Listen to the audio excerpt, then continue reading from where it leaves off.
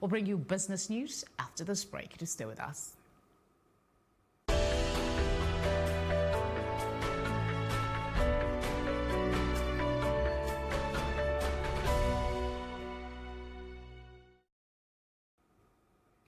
The courts in Syria say the Syrian government has agreed to send its army to the northern border to try to halt Turkey's offensive against them. Syrian state media earlier reported that government forces had been deployed to the north. It follows the U.S. decision to pull all its remaining troops from the area over the untenable situation there. More than 110,000 people are taking part in search and rescue operations after Typhoon Hagibis struck Japan on Saturday. The typhoon, the worst storm to hit the country in decades, has left at least 37 dead with 20 missing. Typhoon Hagibis also caused the cancellation of 3 Rugby World Cup matches, but the key match between Japan and Scotland went ahead. Japan won 28-21 to reach the quarterfinals for the first time. Ecuador's government has agreed to restore oil fuel subsidies in a deal with indigenous leaders to end mass protests that have brought the capital, Quito, to a standstill, the UN says. It came after the two sides held talks brokered by the UN and the Roman Catholic Church. The talks, which were broadcast live on state television, came after nearly 2 weeks of violent demonstrations. The country's president had imposed a curfew enforced by the military. The announcement after Sunday's meeting sparked late-night celebrations among protesters on the streets of the capital. A joint statement said the government had withdrawn an order removing the fuel subsidies. Up next in business news.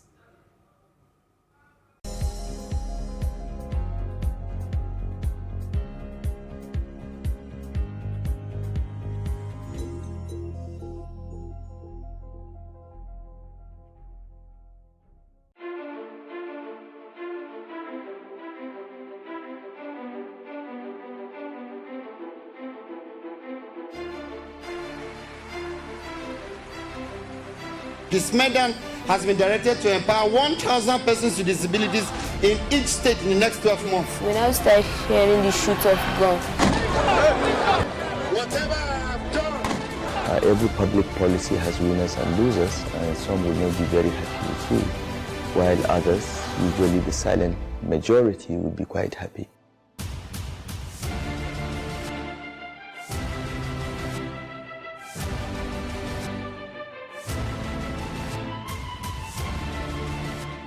If I say today's edition is going to be cool, calm, and collected, I may be lying. This one somehow doesn't inspire them because Shori may have his own agenda, Shori made this.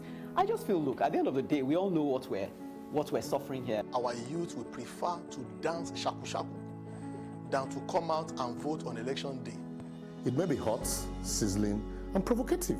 Until we bear our body, that is, we wake up from our out of irresponsibility, nothing changes. That's true, but there was also times that they were saying the icebergs were melting, but then the icebergs then they formed again. United Nations will give free drugs to this hospital, and these doctors and nurses will take these drugs out for sale. It's deeply personal, tragic, and frightening. The wickedness of the elders and the idleness of the youth, yes.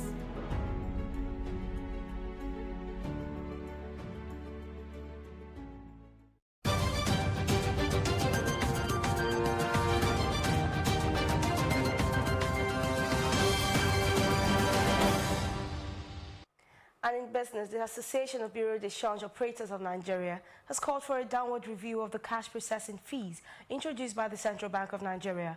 The Apex Bank, in an attempt to stay true to the cashless policy, had introduced 3% processing fees for withdrawals and 2% processing fees for lodgements of amounts above 500,000 naira for individual accounts, while corporate accounts would attract 5% processing fees for withdrawals and 3% processing fees for lodgements of amounts above 3 million naira.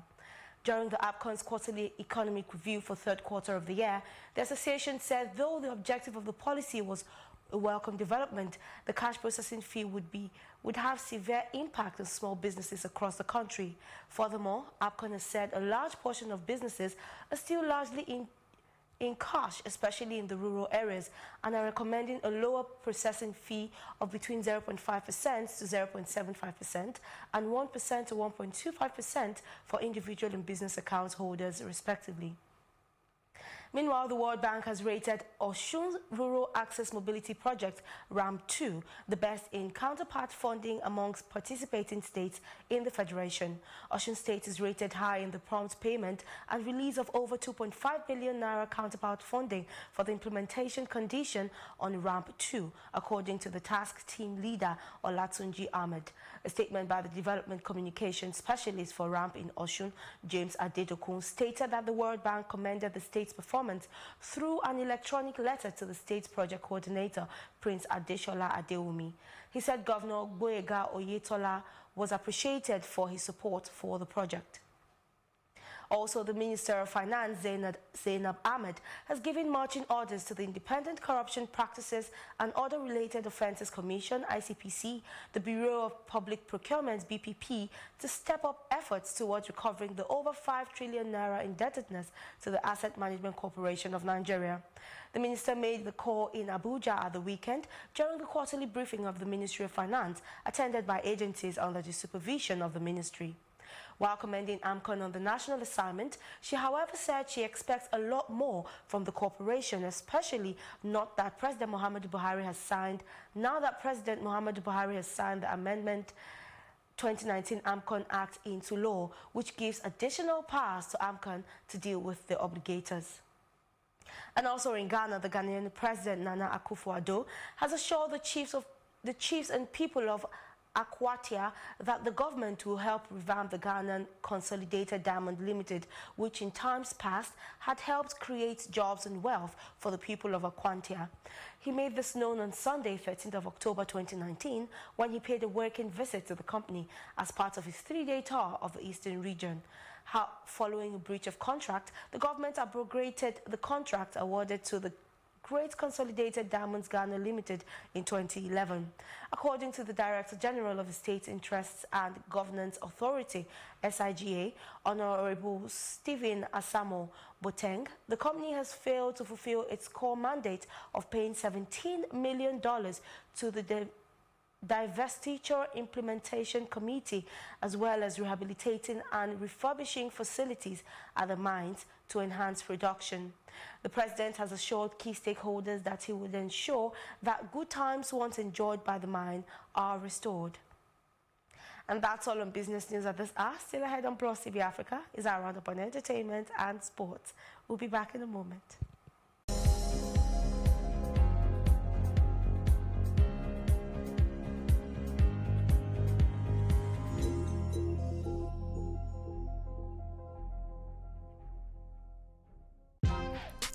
Welcome to Tea Time on Plus TV Africa, where we bring you the biggest entertainment stories and, of course, analyze them for you. You can have both parents and still end up as a useless child. I see them every day. Most times I worry more about where I'm coming from and where I am now, and that determines my next step. Why are you sounding like Alibaba now? Plus TV Africa, we're feeling good. No time to dull, everybody feeling alright.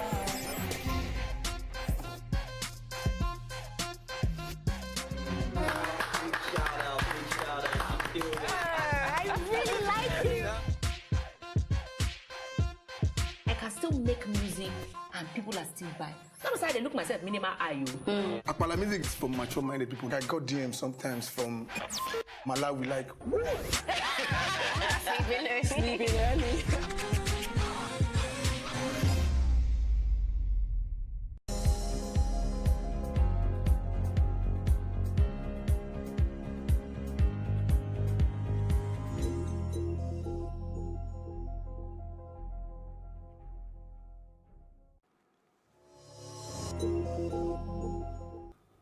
National President, Performing Musicians Association of Nigeria, PMAN, says grudges among Nigerian musicians is not healthy for the music industry. Dr. Obi Okudili Kashmir, popularly known as Vumbalastic Uncle P, advised musicians to shun grudges to avoid resentment in their relationships. He further advised we settle our differences internally, if we have any, rather than taking them to the studio and then streets or homes. that doesn't project us in good light. Nigerian rappers Jude Abaga, popularly known as MI, and Vector are currently expressing grudges against each other in songs which had been trending on social media platforms. That's it on entertainment. We'll bring you sports news after this break. Stay with us.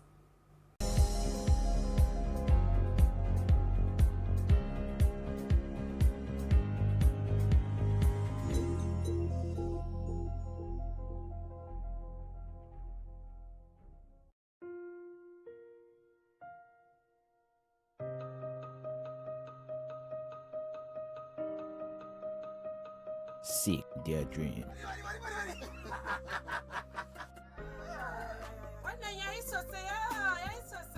Throb with desire. Joy welled up in their hearts.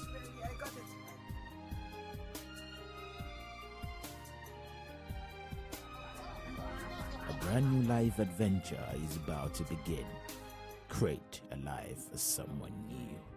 Nigerians in China. On Star Times, Da Donkoa. Big stories Hear the stories making the headlines. Pentecostal Fellowship of Nigeria. I'm here at Yunus Bashorun Street where the fire destroyed our transformer complete.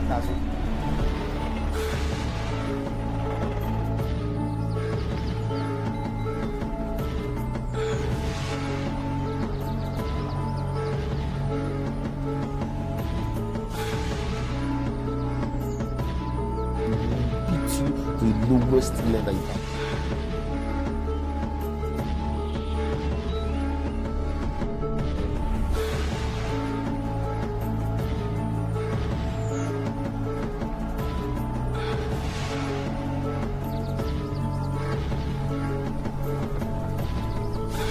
This is Plus TV Africa. The big stories live here. Big stories live here.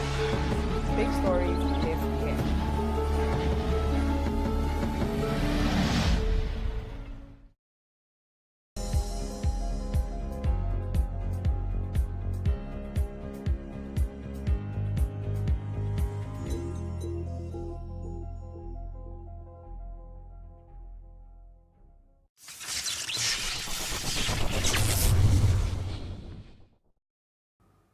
Mo Farah could not put a difficult week behind him as he failed to defend his Chicago Marathon title, with Lawrence Cherono picking up his second major title of the year. Farah, who had spent the week fending off questions about his former coach Alberto Salazar, was already a minute behind when the leaders hit the halfway mark, and it soon became a four-way fight for the title. His training partner, Bashir Abdi, stayed with him in an effort to pull him back into contention, but he was not in the required shape to compete. Cherono had won the Boston Marathon back in April in a time of just under 2 hours and 8 minutes. And that's our news roundup of events at this hour. For more news updates, please follow us at Plus TV Africa on Facebook, Twitter and Instagram. You can also subscribe to a YouTube channel that is also at Plus TV Africa. We'll be back later with more stories making headlines, so please join us again. Thank you for watching.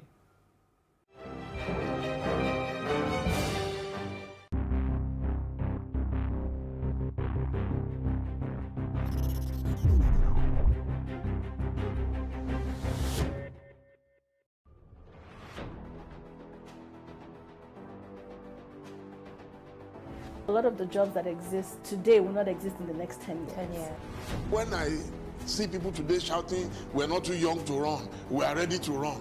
Ready to run to where? The people of excellence are, to a certain extent, being held ransom by idiots and bandits. Once you are in government, you believe everything you do is right. And once you are in opposition, everything the government does is wrong. And so it's time for us to take over power.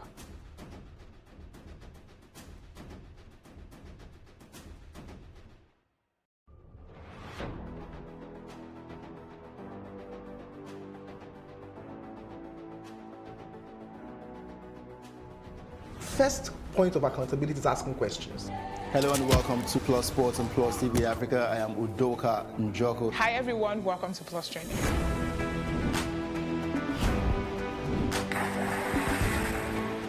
You cannot continue to recycle poverty while you're spending a lot of money on unproductive ventures.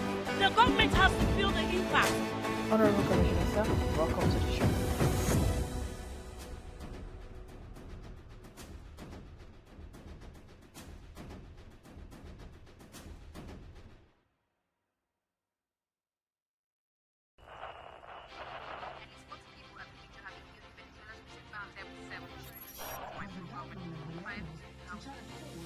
Politics has helped shape the decision of the polity, from conspiracy theories to good old-fashioned comic politics. These are the results of tomorrow's election. Okay, you have it already, have you? I think we've done very well in the very difficult circumstances in which we took over governance. Plus, politics will fill the polls of the country, from friends to frenemies, even strange bedfellows, to clones and stooges. We go beyond the rhetorics and the drama to analyze the story behind the story. Let everybody come and say. The perception in itself does more harm than actual corruption that you have. Plus, politics, not just another political show. It's about putting you, the citizens, in the know.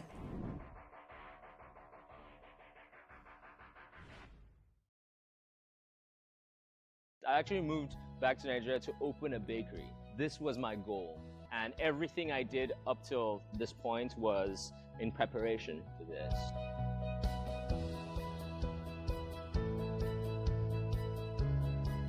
First of all, life was great because I moved in 2015 right before the recession, right? It was awesome. I was like, wow, there's so much money out here, man. The cost of overheads, power generation, water, you have to be your own local government. And there are no tax breaks. Many places where, where they realize the small business environment is difficult would offer some kind of tax breaks and incentives. We don't do that out here.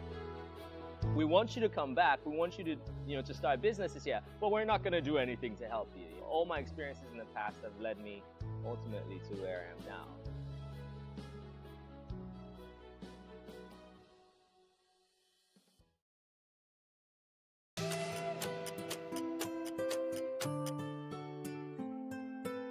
She is the queen of the oil and gas sector in sub-Saharan Africa. Folorunsho Alakija is one of the richest women in the world. She was born in Ikorodu, Lagos in July 1951.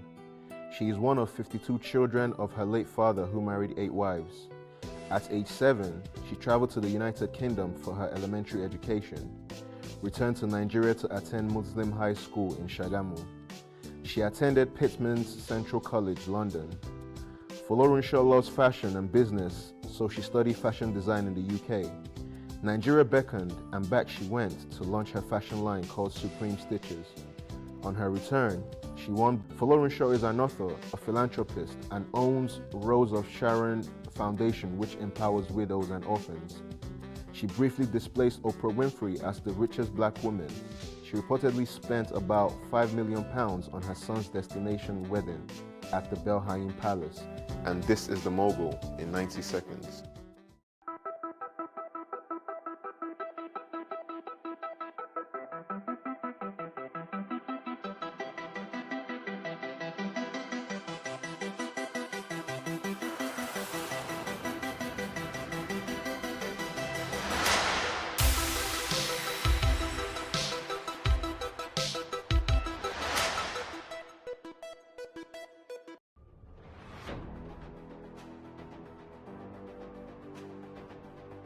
A lot of the jobs that exist today will not exist in the next 10 years.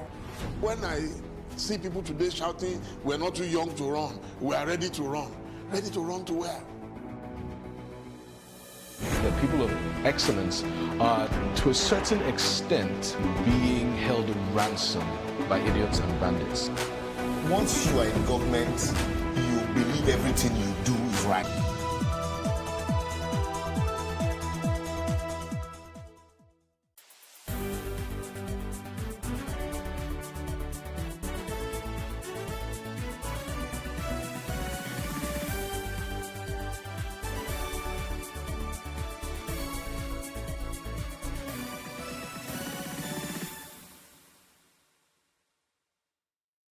Good morning to you. Thank you for joining us for another episode of Off the Press. We bring you up to speed on all the latest headlines so you can go make sense of it. My name is Felicity Ezewike, and I don't do this alone. I have a guest, Ekene Ezeji, social commentator. Pleasure to have you join us. Thank you for having me.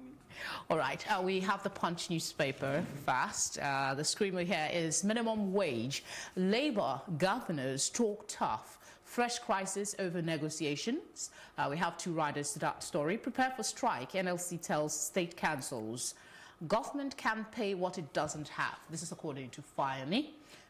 We have the flood situation on the front page. That's not news to anyone. And this looks to be Ogun State, actually. And somewhere in Lagos as well, in Lekki. We also have underneath that not so pleasant flooded situation due to the rains. We have APC state chairman SGF meet on face-off with Oshomole. Robbers behead policeman, guard in fuel station. And just beneath it, you also have another death, 3 killed as SARS cultists raid Lagos community. Sanwo-Olu declares emergency on roads, engages Berger, high-tech.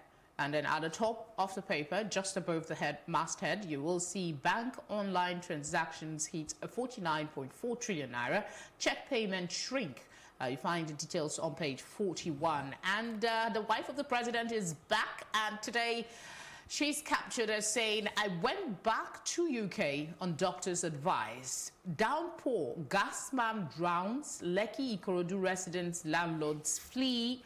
I lost 2 cars to Saturday flooding. That's the landlord in Lagos speaking. Residents say flood exposes Lagos-Ogun infrastructural deficit.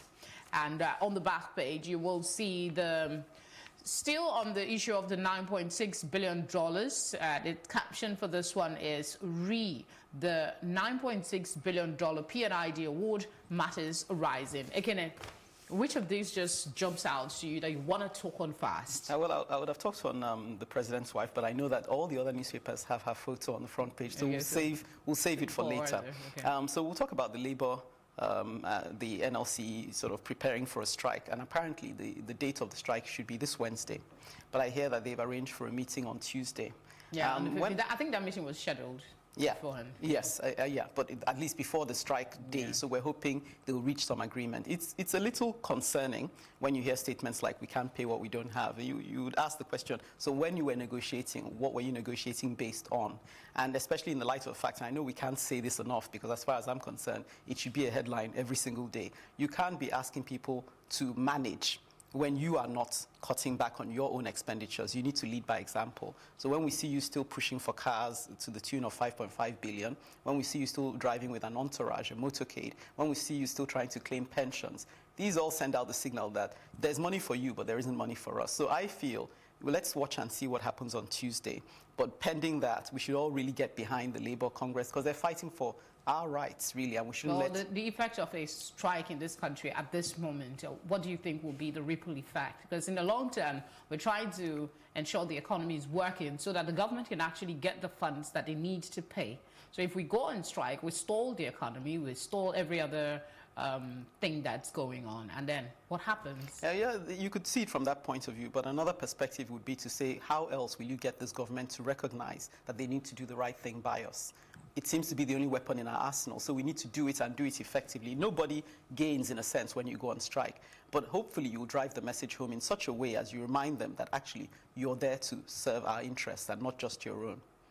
Fair enough. The downpour situation. Yes, I mean, who missed? It's really unusual in October to have a day of continuous, I think it started in the evening, on Friday evening, and rained all the way throughout Saturday. I know a friend whose wedding was scheduled for that day. I know the headache my friends had to go, I couldn't go, unfortunately, had to go through 8 hours just to get to a destination within Lagos. So, and I know some people who were stuck in an estate in VGC.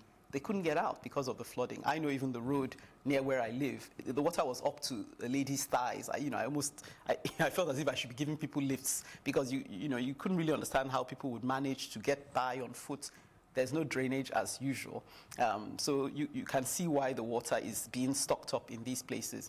So yes, it's right that we need to continue to talk about infrastructure being put in place. Maybe I'll transition from this into, or segue into, someone will lose movement against traffic and against, to put road infrastructure in place. I want to get behind him on this. I want to see a governor who has a mission and a vision and goes about it like somebody with some determination. So we saw that he was confiscating motorcycles that were riding the wrong way. We see him setting out to say we're going to renovate or rejuvenate some of these roads. We don't want to ask the dreaded question, which is where is he getting the money from? Because we know that Lagos, even though it was one of the high producing states, was also one of the most indebted when he came into authority. So, well, there's a budget that hasn't been expended completely, isn't it? Yeah, there's a budget for the roads, clearly. So I guess he will come from there. That, okay, but I mean, he seems it still looks like an ambitious project, but we're happy at least he has ambitions to put things in place. Hopefully, his works include drainage and, proper infrastructure that will now curtail the flooding. But generally in this country, I don't think we're paying enough attention to the climate change issue. What do you think we can do, like, as a people to aside from talking about it, to approach the government to get to work on actually putting strategic long-term plans in place to address this climate change issue? I think first on the list has to be sensitization. A lot of us are not even educated as to the connection between the way we treat our environment and the things we're experiencing now. So I think you have to start from the people have to be on your side, let's put it that way, so that naturally they will recycle their products, they won't be wasteful. And before you now start talking about government doing something more, something on a bigger scale, I think the individuals need to see their part in this and see the connection between what they're doing and actually making their environment a better place. Yeah, I'm trying to see if this Shomale's story is repeated somewhere else before we take it on. It's repeated somewhere else, right? Several of the newspapers. Okay, okay. Let's look at some other papers now. This day has a couple of stories. We have CBN's support to power sector to hit 1.695 trillion naira. And then we have Aisha. I was in UK for medical attention, but I'm well now. We're thankful she's back. The screamer actually is governors to demand state share of federation accounts in dollars.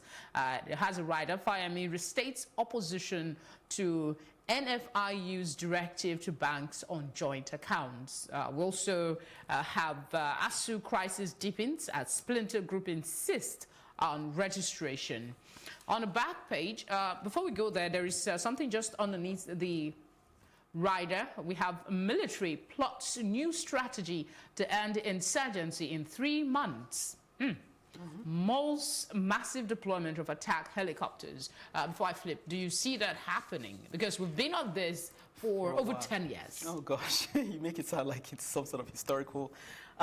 What I read about this particular story was that they had employed something called Operation Camp, I think large camp or something, where they basically would designate groups of soldiers to just encamp in an area in a concentrated way and then strike attacks from there. People are saying that, well, which you'd say this isn't rocket science.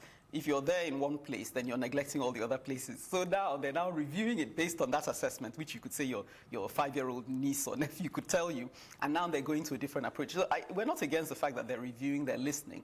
I just wonder, really, though, at the level of consultation what is the need to have these, reassuring words that repeatedly turns out not to be reassuring in the long term? It's almost like they can't win, because if they didn't keep us informed, I would be one of the people pushing and saying, carry us along, because we need to build confidence. Well. But then, like you say, the other side of it is when you now make promises that don't pan out, then it looks like you're just spewing empty words. So I wish they would say, the more effective, you say, combination is, we'll do this, even if it's something very minimal, and you actually do it. Then your word carries power, but not when you're saying things that you're not achieving. 3 months.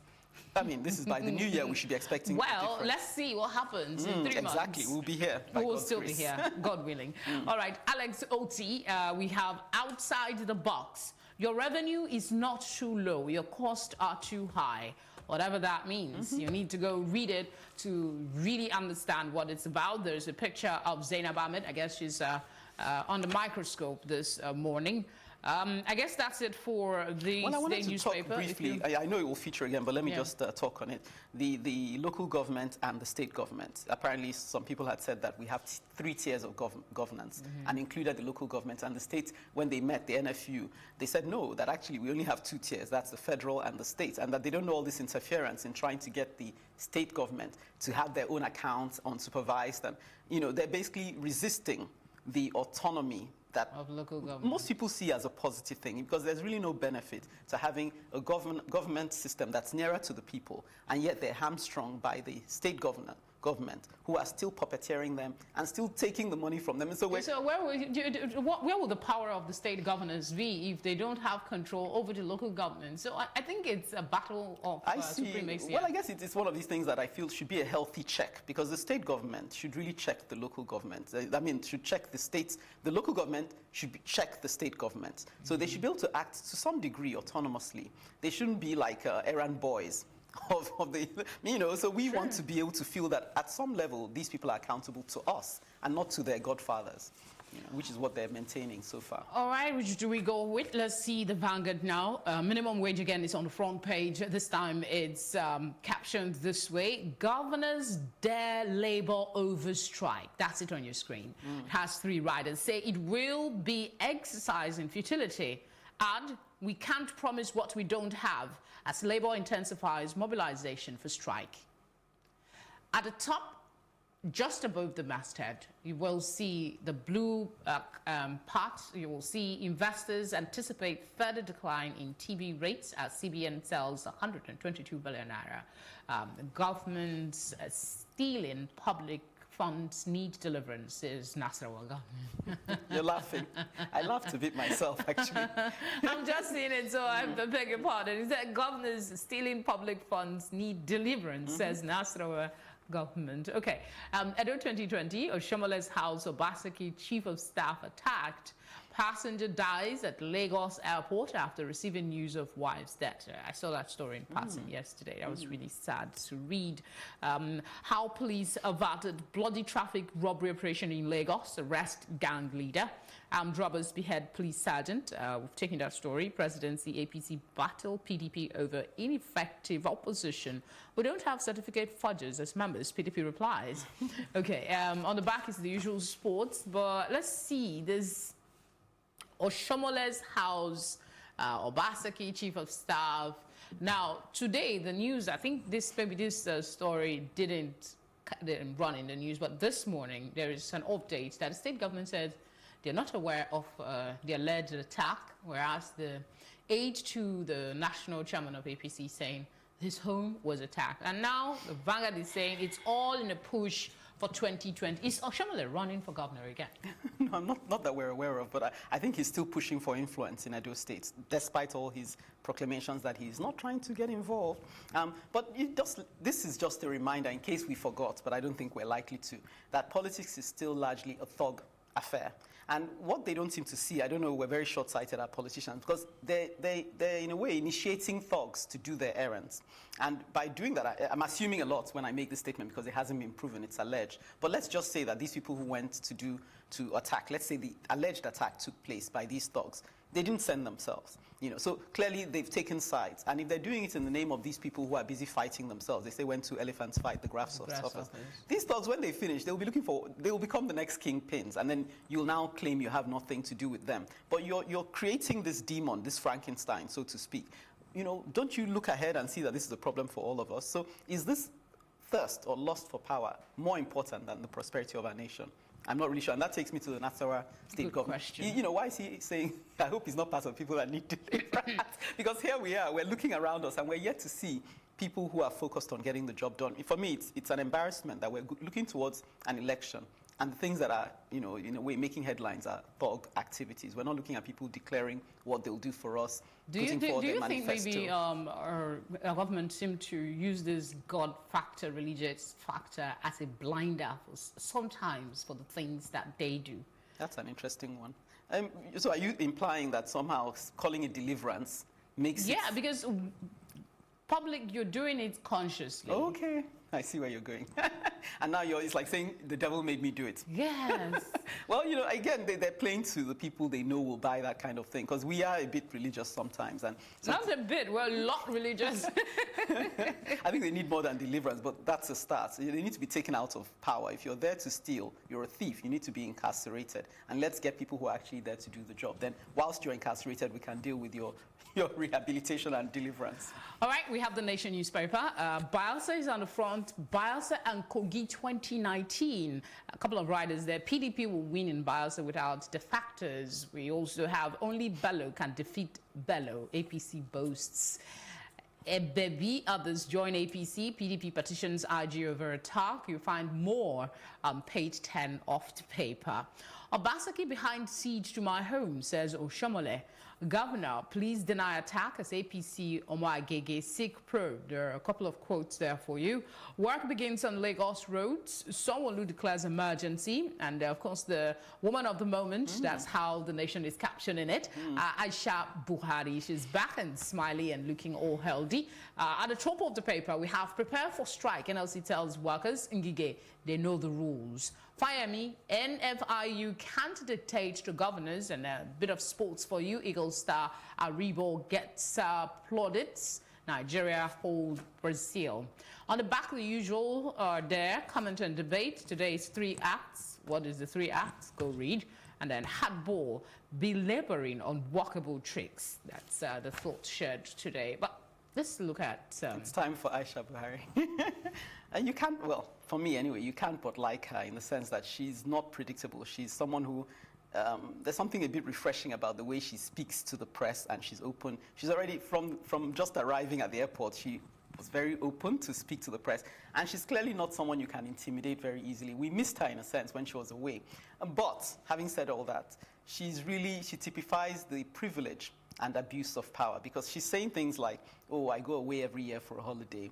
I go to Spain. I spent a couple of months in Spain. I don't neglect my motherly duties. Oh, I went from Saudi Arabia, and when I was told I needed my health attending to, I went to the UK to have my health attended to. We know her children school abroad. 2 of them, I think, University of Surrey. She now has a daughter. She can go to Spain to do what we call a mugwo for, because she had a baby. She's living a good life, and she's the first lady of a country that is called the poverty capital of the world. So I don't know how she manages to do all this and still smile, and then you have people welcoming her like she's the empress herself. When I watched the interview, there was a lady there dancing her life away because my mama don't come, kind of, and I looked at this whole thing, I thought, this is a joke. I like this lady, and I'm glad she's back. And even when they asked her questions about the so-called alleged marriage, second wife, she said, it's not me you should ask the people who are being, so she has a way of responding to the press that tells you that she's not at all intimidated or afraid to speak her mind. So you already have BBC Hausa waiting for her to gather the freshest news off the press. And I'm sure we'll be hearing a lot from her in the days to come. Yeah. But I'm tempted to ask a couple of questions, but I'll just reserve that. Really? Yes. Please ask. Okay, let's look at the Bielsa and Kogi 2019. It's just actually weeks away now. Yes. Like I said, again, to do with the Edo State, Bielsa and Kogi, I wish we had more cerebral issues to discuss. Unfortunately, and I wish we were discussing manifestos. I wish we were discussing, programs for the state. I wish we were looking ahead and saying, what new strategy are we going to put in place to get us out of this economic quagmire we are in as a nation? What, groundbreaking approach do you have? I wish we were talking about such things. Then I would be engaged in this politics. But rather, we're talking about kingpins and thugs and, godfathers. I find it's old news, I'm sorry to say. We're looking forward to a fresh approach to politics that looks like they actually intend to serve the people and to make a difference. Okay, let's see what's on the back page. A lot, actually, on the back page. A lot of segments in between. You might want to go take a look at it. So let's quickly see what's on the front page of sports. That's Complete Sports newspaper this morning. Brazil won, Nigeria won. Outstanding Aribo seems to be the man of the moment. It's also captured on the Nation newspaper. The Complete Sports is putting it, outstanding Aribo with exclamation marks, scores again as Eagles hold Brazil in Singapore. Uzoho, I will be back stronger and better. Barcelona prefer signing Rashford to Firmino. Okay. We also have Barcelona Lautaro release clause. There's something else here. Okay, Aribo delighted to score again. He seems to be the man of the moment. Still on the front page. You have Ndidi reveals in Eagles draw. Neymar to be offered PSG contract extension, and then Real Madrid prepared to sell Luka Modric. On the back page is the usual transfer story there for you. I don't know if you have any thoughts on any of this. I do. I mean, I love the world of sports. I may not necessarily follow. No, I'm a tennis. That's part of the world of sports. But I love the ethos of sports. Yeah. You can see the reward already following on the heels of the effort made. So you can see Aribo saying, you know, you can see the glory that's following his performance. And when Zohe, I think, he said, I'll be back, you better believe it, because there's that competition, there's that merit-based system that rewards you instantly for the efforts put in. When I look at, for example, and I have to go into tennis at this stage, Coco Gauff, this 15-year-old who won her first major championship, you can see that this is a girl who was motivated because she could see that there was something she could attain to. And so I wish our nation was built around those principles, that people are ready to exert themselves legitimately. If you just put a goal in front of them that is achievable and you reward them for that. So that's why I love the world of sports. You know, the money is flowing through it. And you work and you get the game immediately. You don't have to wait. Yeah, nobody is going to deny you what you've rightly earned. Or try and reduce the percentage of your salary. I mean, sometimes they don't pay them. Everything is agreed beforehand. Yeah. That's the beauty. I wish I was a sportswoman. Oh, no, it's not too late for us. No, it is late. No, never say never. Thank you very much for coming on the program this morning. Pleasure. Always a pleasure to have you join us. And of course to you, thank you very much for sharing your time with us on TV this morning. We hope it was rewarding for you. You got to know what is on the headlines and then go make your choice. We hope to see you again tomorrow. Take care of yourself and have a rewarding day ahead.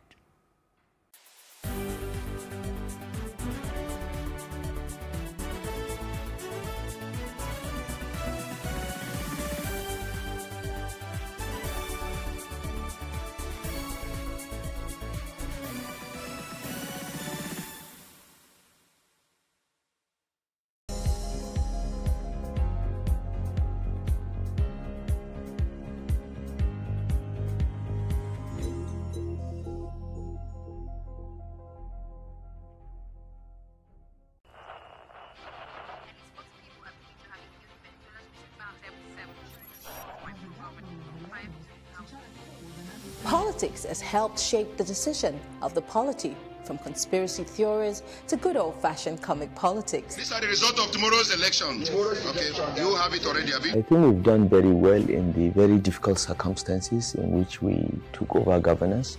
Plus, politics will fill the polls of the country, from friends to frenemies, even strange bedfellows to clones and stooges. We go beyond the rhetorics and the drama to analyze the story behind the story.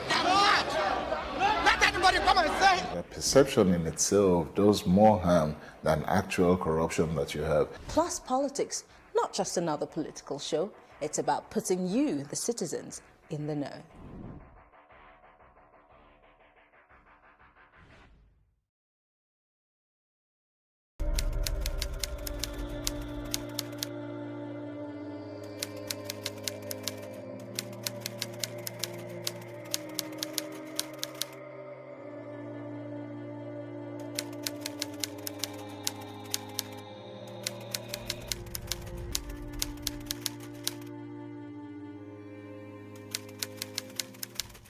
This is Ajegunle, and today we bring you the incredible story of Hapizu, crippled, but has not allowed his situation to cripple him.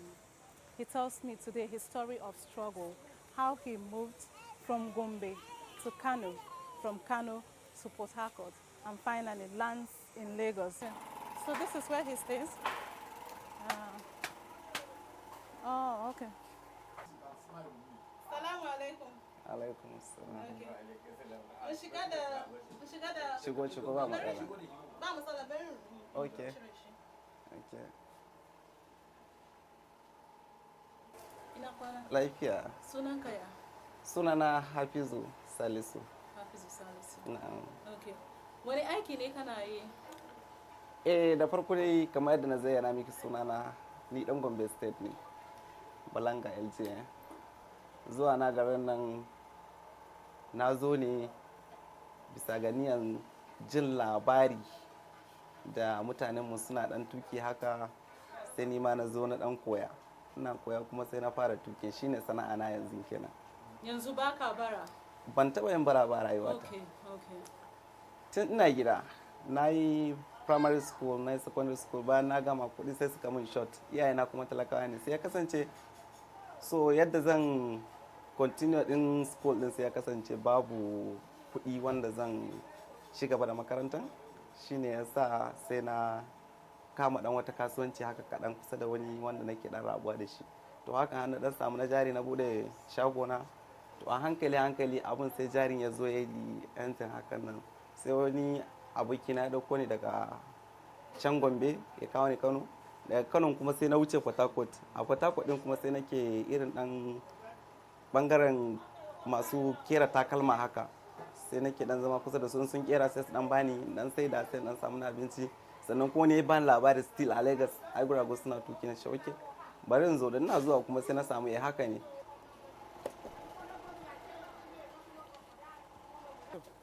sai ki fito dan rufe ɗakin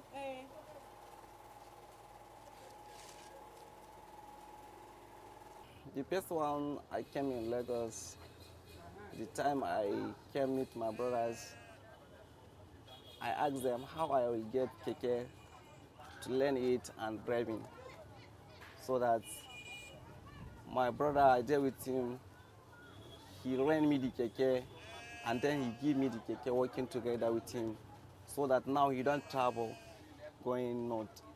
So if he came back, we are working together. Right now, I don't have my own keke now. When my brother taking me to Port Harcourt, he told me he have job in Port Harcourt.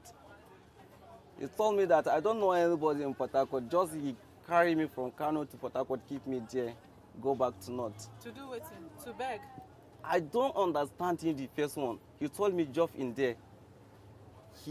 For his mind, he thinking about if I went that Port Harcourt, I don't know anybody there, but I don't have job there, must be I will beg. So God protect me, I'm not begging in Port Harcourt. If I see someone is begging, then I'm here for my mind. Begging is not good. It's not good.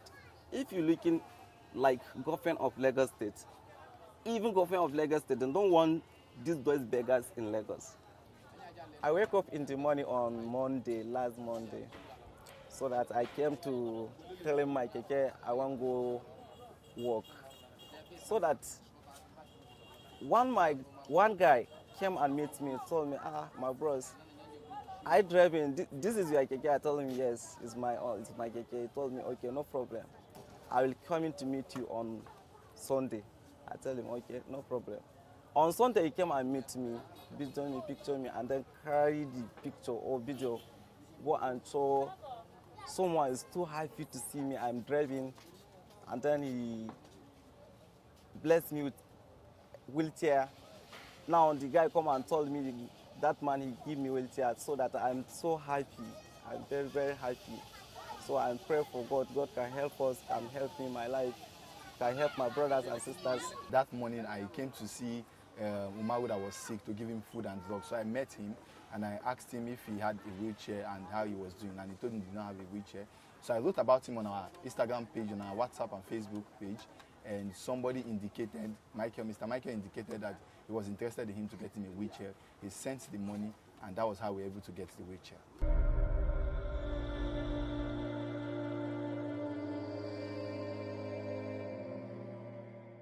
Indeed, resilience is key, and hard work pays.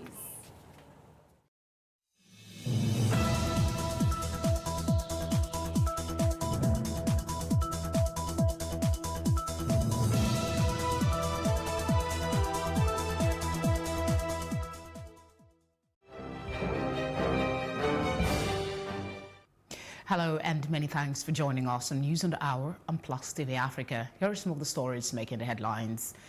The Nigerian Navy forward operating base, Ibaka Mbot local government area in Akwa Ibom State, has nabbed 4 suspected smugglers in connection with the smuggling of 220 bags of 50 kg rice. The Nigerian Army on Sunday in Ibadan said that no fewer than 141 officers would sit for its 2019 Captain to Major Practical Promotion Examination. The Commander, Training and Doctrine Command, Major General Abubakar Tafa, disclosed this during the flag-off ceremony of the week-long exercise at the officers' mess of 2 Division Nigerian Army, Ibadan. He said that the candidates, including 2 female officers, were drawn from the formations and units across the country. The objective of the test is to prepare candidates to attain the junior staff course and ascertain their improvement, knowledge and standard in military profession. It will assess the knowledge of the candidates in command and tactical employment of all phases of war and assess ability to administer men and resources in all phases of war. Still from the Army, the Resource Center has commenced its Strategic Management and Policy Studies Course 2 2019. The Chief of Army Staff, Lieutenant General Chuka Buratai, while inaugurating the course in Abuja, which has participants from the Nigerian Army, the Nigerian Navy, the Nigerian Army Intelligence Agency, the Department of State Services and the Federal Road Safety Corps, said the course will seek ways in solving Nigeria's myriad of security challenges using non-literal approaches. General Buratai urged the participants to be serious in their studies and proffer ways in helping to improve efforts at tackling Nigeria's security challenges. The first strands of Course 1 have been reviewed and increased to 5, covering policy, management, entrepreneurship, research methodology, and psychology. The course has consistently met with the Nigerian University Commission criteria, and those who possess first degree are given their masters, while those without are awarded postgraduate diplomas.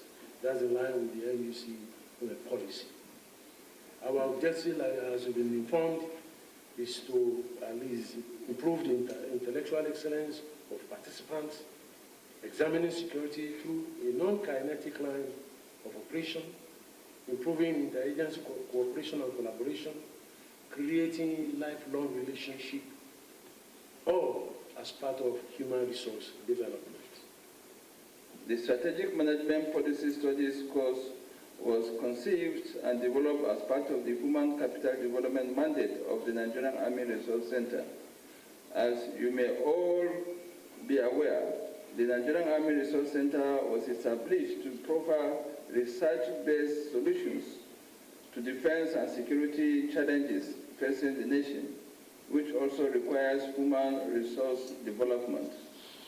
This course is therefore rich in its academic content to meet contemporary academic requirements. However, emphasis is not only on academics, as other factors were considered given the peculiar target audience, which is the entire security architecture of the nation. Thus, security, which in itself has expanded beyond the old state-centric dimension to now cover all human endeavors, is a major factor in this course. The course is therefore designed to examine security through other lenses, rather than the pure kinetic engagement which most of the participants are used to. Consequently, factors like food security and population explosion are given attention. This is not done in isolation, but commence with theoretical examination of policy formation, interpretation and management policy, which is tagged grand strategy in some quarters. Participation of the Nigerian Navy, Department of State Services, Defense Intelligence Agency, and the Federal Road Safety Corps have laid a solid foundation for cooperation now and in the future for better performance in joint activities.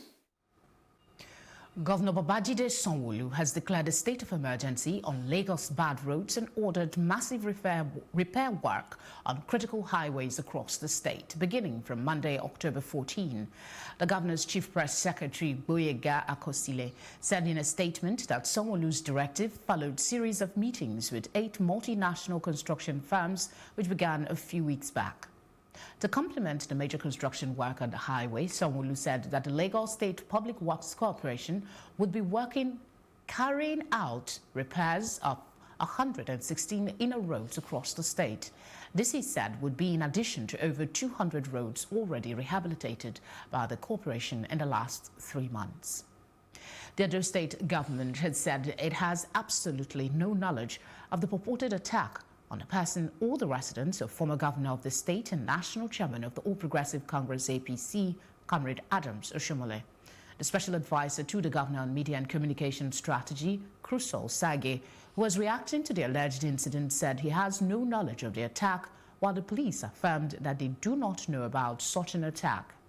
Media aide to Mr. Oshomole alleged that the Edo State government were behind the alleged attack. He said that some hoodlums had laid siege at the Benin City residence of the APC national chairman, who was away at the time, attending a function on Saturday night, but were eventually chased away by security operatives.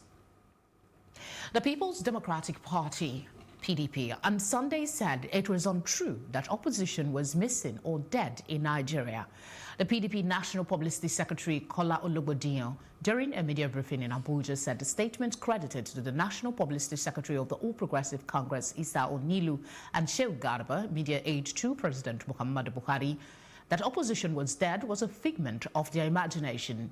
He stated that the PDP had remained vibrant as a major opposition party. He also said Nigeria will never become a one-party state, warning that efforts to turn the country into the past to one-party state failed, adding that Nigeria will always survive dictators. Ologbodiyan urged people who are advising the Buhari presidency to attempt to turn Nigeria to a one-party state to back off. Now, the First Lady Aisha Buhari on Sunday cautioned Nigerians on the dangers of spreading fake news shortly after she returned from a medical leave from the United Kingdom. The First Lady was received at the airport by the wife of Kogi State Governor Rashida Bello, Senior Special Assistant to the President, Administration, Dr. Hajo Sani, and wife of former Governor of Nasarawa State, Mairo Al-Makura, among others. She expressed gratitude to Almighty God for journeying mercy back to Nigeria from the United Kingdom after a medical leave was advised by her doctor. The First Lady reiterated that fake news does no good to anyone and urged relevant stakeholders to make efforts to stem the act. The Nigeria Labour Congress (NLC) has directed its States Council to prepare for strike on October 16 if negotiations break down again with the federal government. In a circular sent to state councils signed by its General Secretary Emmanuel Uwaja, NLC said this was a notice in case the proposed negotiations slated for October 15 with the federal government broke down. The organized labor had demanded 29% salary increase for officers on salary levels 07 to 14 and 24% adjustment for officers on salary grade level 15 to 17. The federal government had, however, presented a proposal of 11% salary increase for officers on grade level 07 to 14 and 6.5% adjustment for workers at grade level 15 to 17. Away from that, the Nigeria Meteorological Agency, NIMET, has predicted thunderstorms and rains across the country for Monday. The weather outlook on Sunday in Abuja predicted partly cloudy to cloudy conditions over the northern states in the morning hours. It forecast thunderstorms over Maiduguri and Yobe axis in the afternoon-evening hours, with day and night temperatures of 28 to 35 degrees Celsius and 21 to 24 degrees Celsius, respectively. It's time to take a quick break. Stay tuned for more news when we return.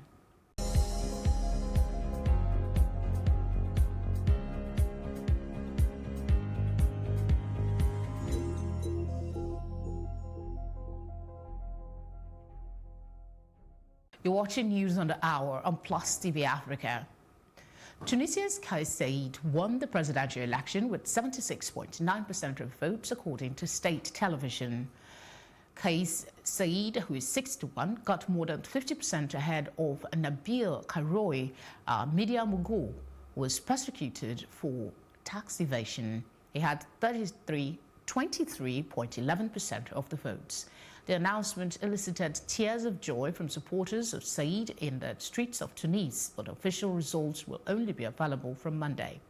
The independent candidate thanked the young people who opened a new page of history in front of his supporters in a hotel in central Tunis shortly after the announcement of his victory on Sunday. We'll bring you foreign news after this break.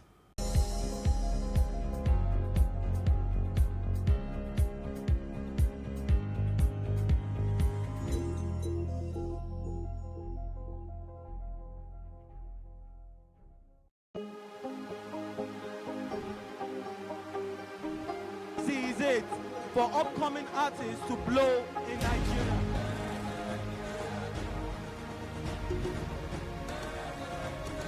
Welcome to Plus Trending.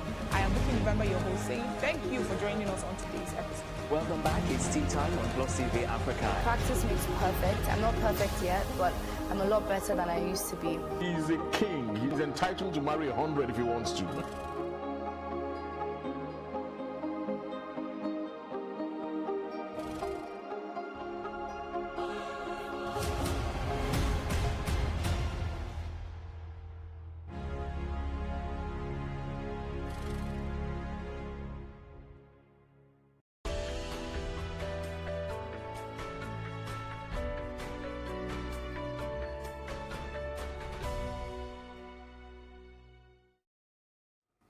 The Kurds in Syria say the Syrian government has agreed to send its army to the northern border to try to halt Turkey's offensive against them. Syrian state media earlier reported that government forces had been deployed to the north. It follows the U.S. decision to pull all its remaining troops from the area over the untenable situation there. More than 110,000 people are taking part in search and rescue operations after Typhoon Hagibis struck Japan on Saturday. The typhoon, the worst storm to hit the country in decades, has left at least 37 dead with 20 missing. Typhoon Hagibis also caused the cancellation of 3 Rugby World Cup matches, but the key match between Japan and Scotland went ahead. Japan won 28-21 to reach the quarterfinals for the first time. Ecuador's government has agreed to restore oil fuel subsidies in a deal with indigenous leaders to end mass protests that have brought the capital, Quito, to a standstill, the UN says. It came after the two sides held talks brokered by the UN and the Roman Catholic Church. The talks, which were broadcast live on state television, came after nearly 2 weeks of violent demonstrations. The country's president had imposed a curfew enforced by the military. The announcement after Sunday's meeting sparked late-night celebrations among protesters on the streets of the capital. A joint statement said the government had withdrawn an order removing the fuel subsidies. Up next is business news.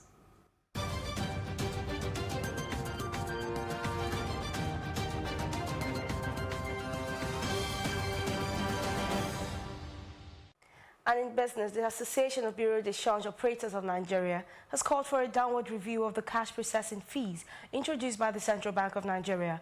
The Apex Bank, in an attempt to stay true to the cashless policy, had introduced 3% processing fees for withdrawals and 2% processing fees for lodgements of amount above 500,000 naira for individual accounts, while corporate accounts would attract 5% processing fees for withdrawals and 3% processing fees for lodgements of amount above 3 million naira. During the APCON's quarterly economic review for third quarter of the year, the association said though the objective of the policy was a welcome development, the cash processing fee would have severe impact on small businesses across the country. Furthermore, APCON has said a large portion of businesses are still largely in cash, especially in the rural areas, and are recommending a lower processing fee of between 0.5% to 0.75% and 1% to 1.25% for individual and business account holders, respectively.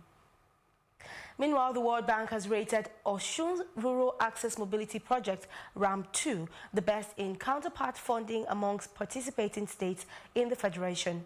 Osun State is rated high in the prompt payment and release of over 2.5 billion naira counterpart funding for the implementation condition on RAMP 2, according to the task team leader, Olatunji Ahmed.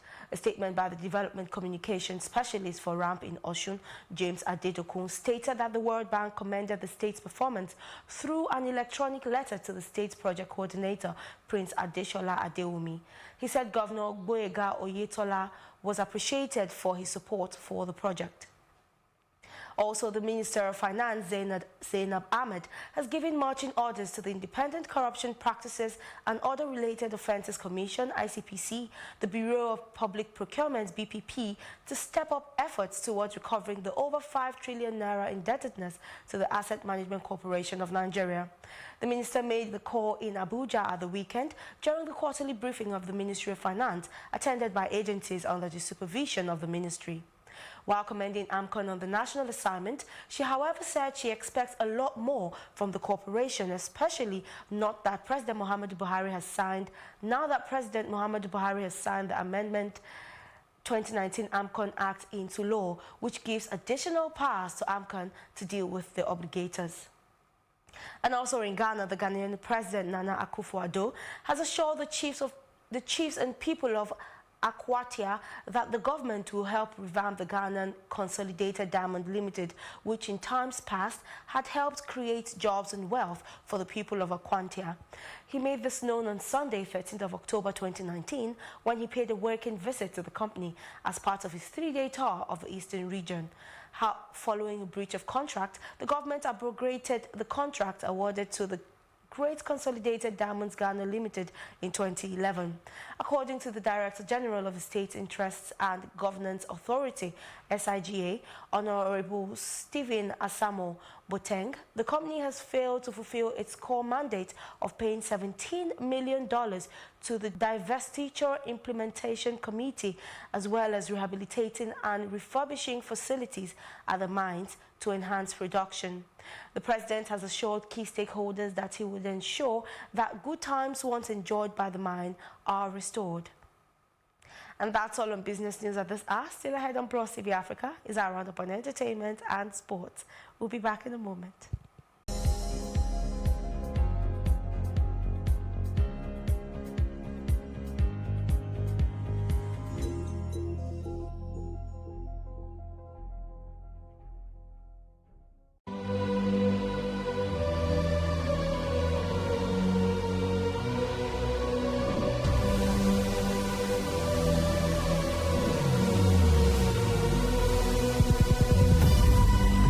What we do not understand, we will stigmatize. What you can see is the remaining of the tanker that exploded. He suffered equally confessed.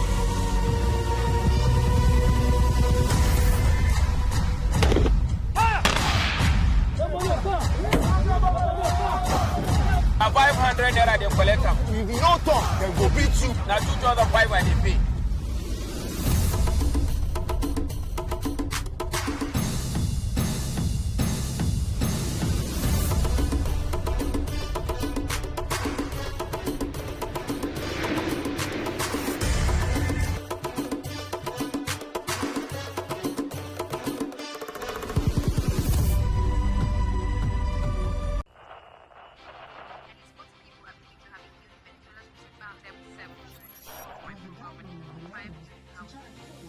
Politics has helped shape the decision of the polity, from conspiracy theories to good old-fashioned comic politics. These are the result of tomorrow's election. Okay, you have it already, have you? I think we've done very well in the very difficult circumstances in which we took over governance.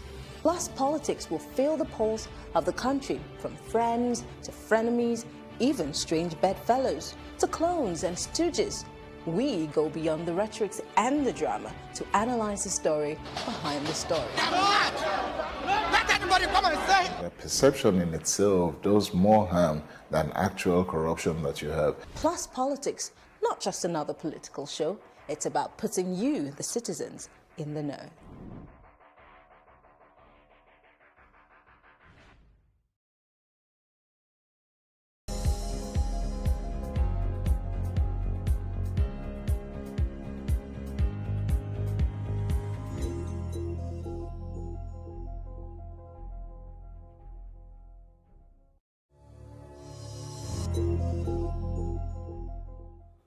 National President, Performing Musicians Association of Nigeria, PMAN, says grudges among Nigerian musicians is not healthy for the music industry. Dr. Obi Okudili Kashmir, popularly known as Vumbalastic Ogo P, advised musicians to shun grudges to avoid resentment in their relationships. He further advised we settle our differences internally, if we have any, rather than taking them to the studio and then streets or homes. That doesn't project us in good light. Nigerian rappers Jude Abaga, popularly known as MI, and Vector are currently expressing grudges against each other in songs which had been trending on social media platforms. That's it on entertainment. We'll bring you sports news after this break. Stay with us.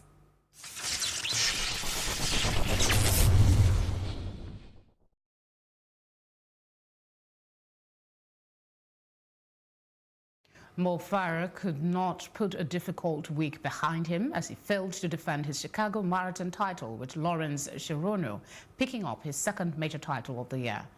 Farah, who had spent the week fending off questions about his former coach Alberto Salazar, was already a minute behind when the leaders hit the halfway mark, and it soon became a four-way fight for the title. His training partner, Bashir Abdi, stayed with him in an effort to pull him back into contention, but he was not in the required shape to compete. Sharono had won the Boston Marathon back in April in a time of just under 2 hours and 8 minutes. And that's our news roundup of events at this hour. For more news updates, please follow us at Plus TV Africa on Facebook, Twitter and Instagram. You can also subscribe to a YouTube channel that is also at Plus TV Africa. We'll be back later with more stories making headlines, so please join us again. Thank you for watching.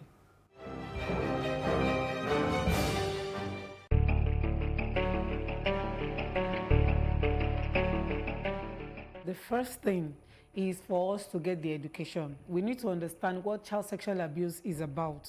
Firstly, child sexual abuse is any sexual activity between an adult and a child. And when I talk about a child is someone between the age of 0 and 18. So that's when you have sexual activity with a child who is between the age of 0 and 18. So the first step that we should know about child sexual abuse is education. We need to understand what child sexual abuse is.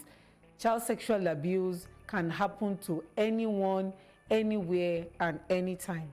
Then the second one is to teach children what we call body boundary, body safety, and space boundary as well. What do I mean by that? You should be able to educate children that their body belongs to them. Apart from God, their body belongs to them.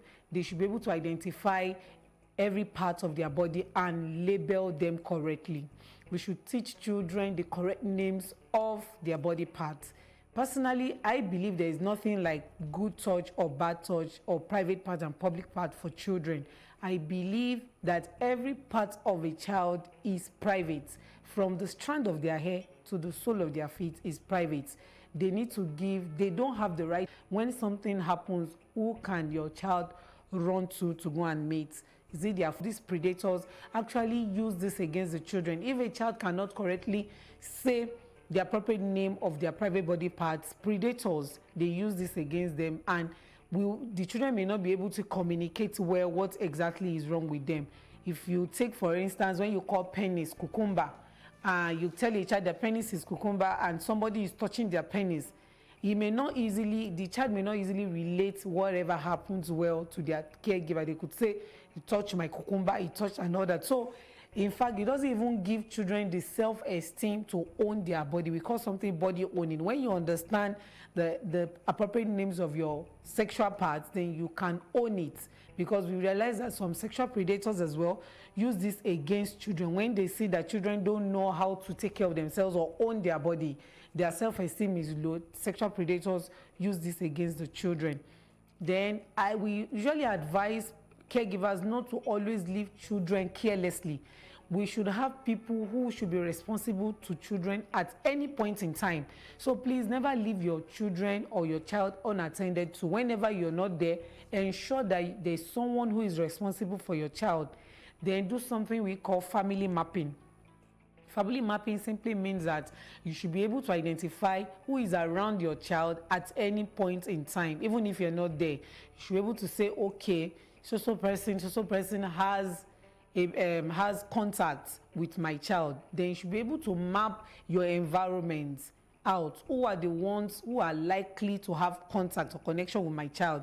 Your house help, the steward, the gatesman, the driver, your family and friends, people who come in and out of the house.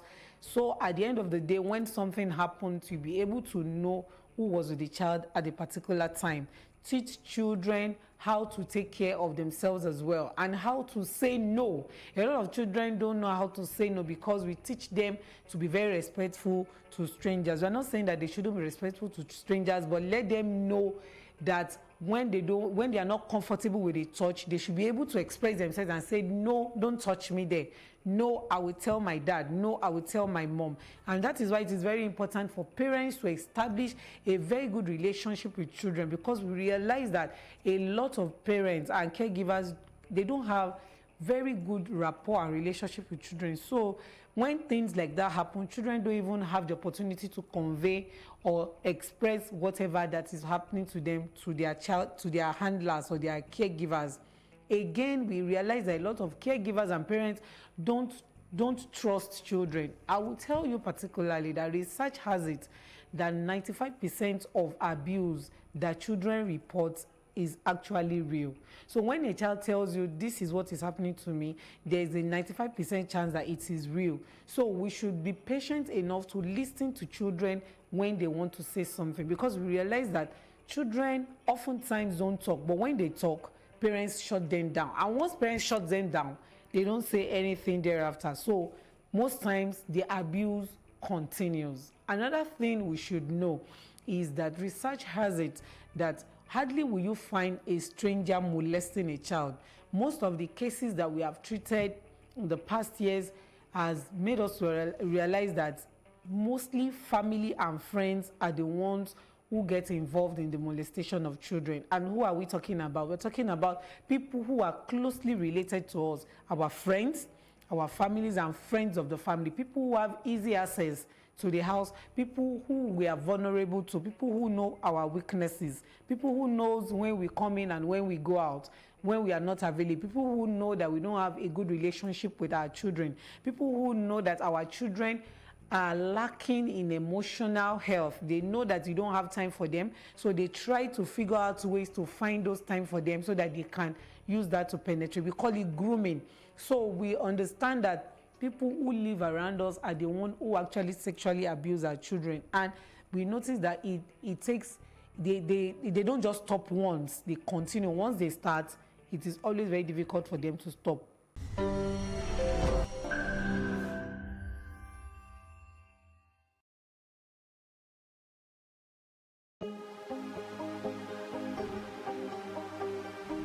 This is it for upcoming artists to blow in Nigeria.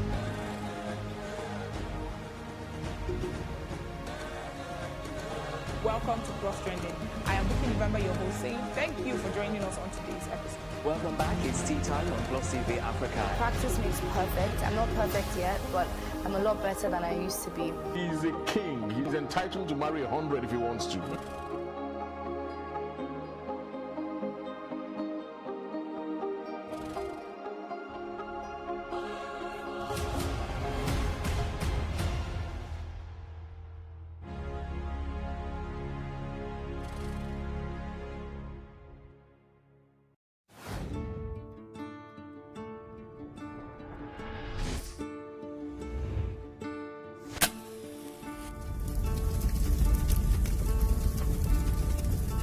That money we shoot every person that we know we can shoot. We don't let people die there. You could have killed me for a long period of time. Is that time why I carry gonorrhea? I first go hospital first, but it no go. Now I come make that mama. He just pulled it, pointed, and shot. What is the soul of a man? They suffer too much. They suffer too much. Issues around the Nigerian police, we have to tackle it holistically.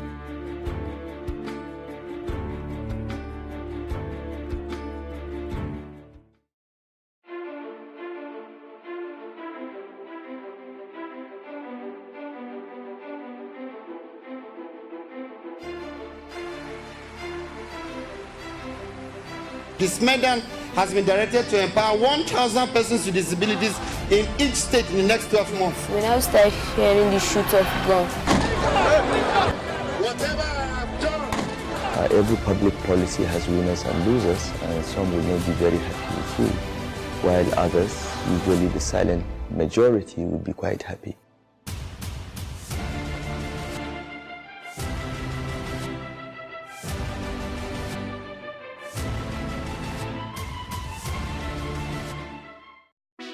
Hey, what's up, guys? You're welcome to another edition of Plus Event, and I remain your host, Ifeoluwa Oshukeye.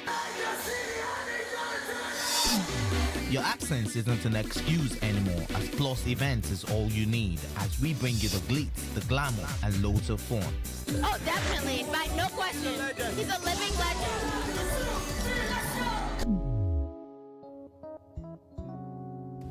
Oh, God forbid, Holy Ghost fire, I know. I just want to be blown away. I want to be wild. This is 11 years of doing it.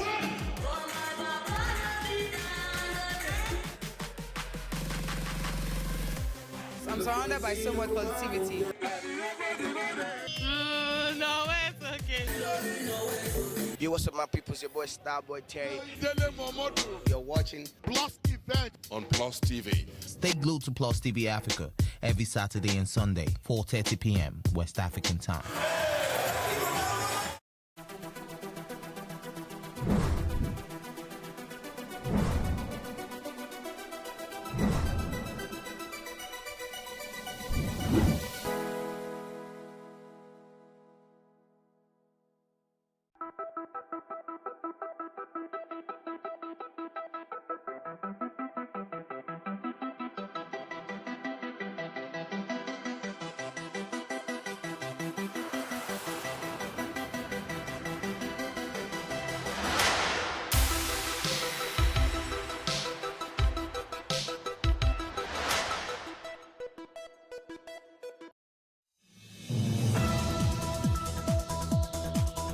Unfortunately, my guy Hamilton didn't get to win the Japanese Grand Prix because of setup, but local woman is happy because local boys did not disgrace local girls when they played against Brazil, and plus, local woman got small ticket in the back end, so local woman is pleased. Good morning. Yeah, local woman is pleased, and of course, sports fans out there talking about the Super Eagles fans, they were actually happy what happened yesterday between Nigeria and Brazil. We're talking about that international friendly, and it ended in a 1-0 draw against the Samba Boys of Brazil, and in that game, it was actually featured in Singapore. Joe Aribo, who plays his football in Scotland for Glasgow Rangers, once again gave Nigeria the lead, but Real Madrid's Casemiro scored the equalizer for Brazil, and the game stayed at 1-1 for the remainder of the match.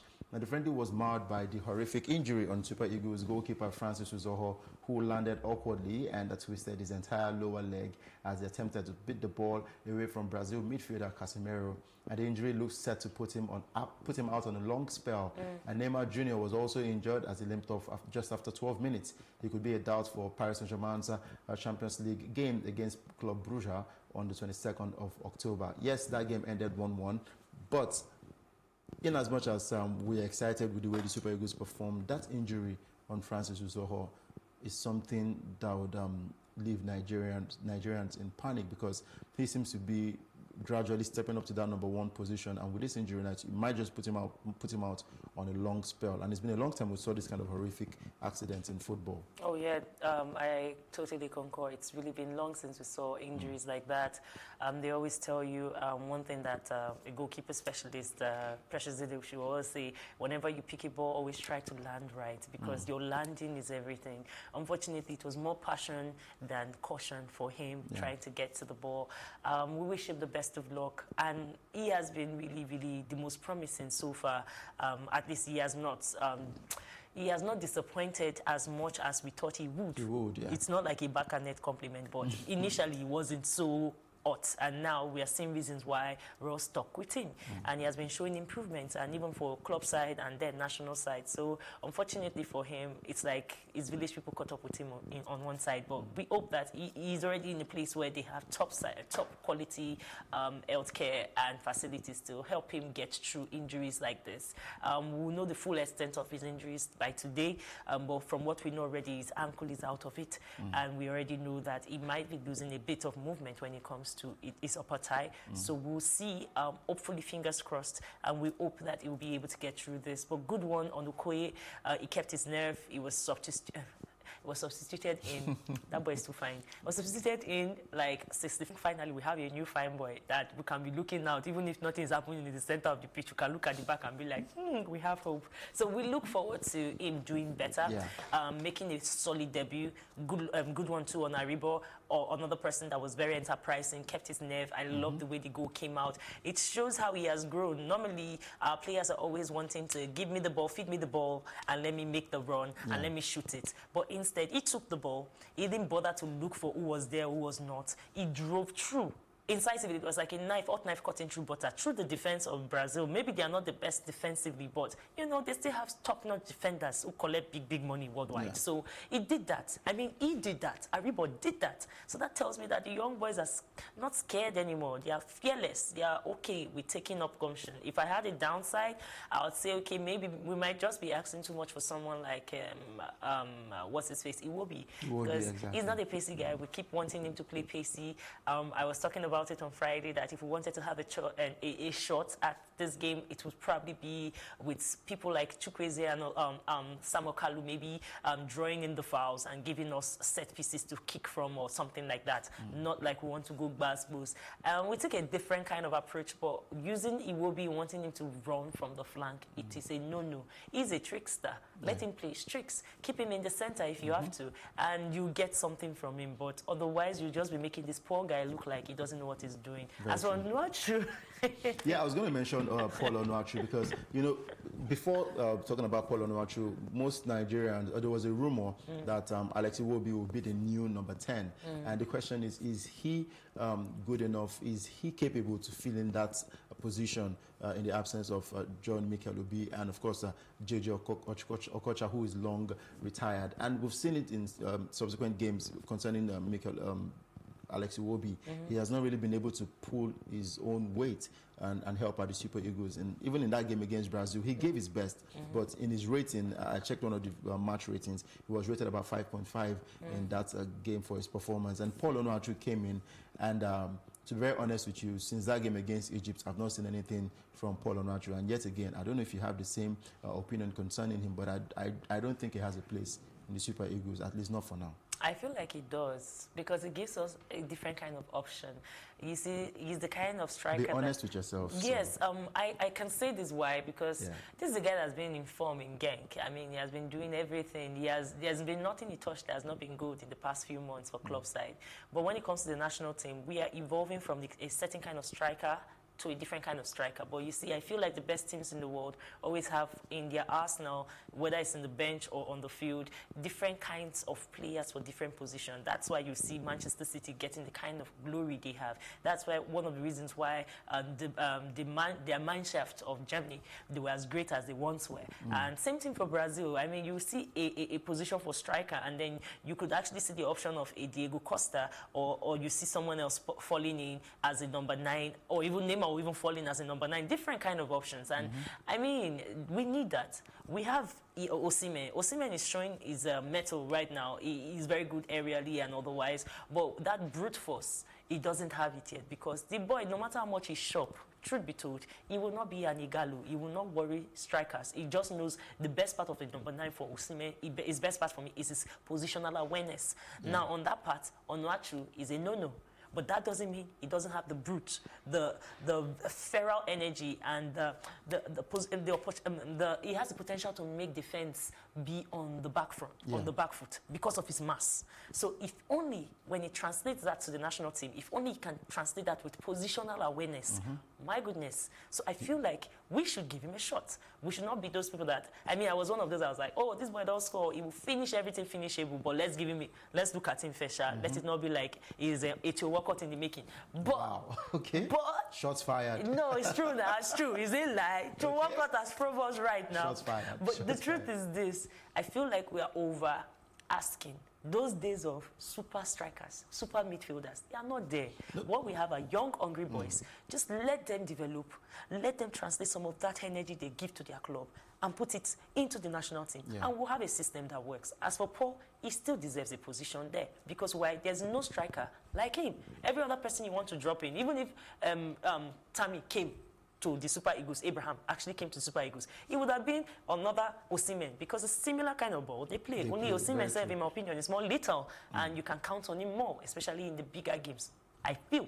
So Onuachu deserves a place. Let's still give him a chance. Looking at Paul Onuachu, I feel like the team now as a whole needs to help him out, because we have players who you need to send in the long balls, like Onuachu, you need the long balls to get in there, and he has his he's tall, so that's a huge advantage over other defenders. So if you have other players who can read his kind of play and get to support him, give him the kind of balls that he needs, because look at Olivier Giroud, for example, the last now. When he's on the pitch, they send in the long balls. Exactly. When Diego Costa is on the pitch, they send in the long balls. When Suarez is on the pitch, they send in probably through balls and all that to get him to maneuver defenses and all that. I think one of those things should be what Ghana should look at, the kind of players that can partner with Paul Onuachu. He needs a key number 8.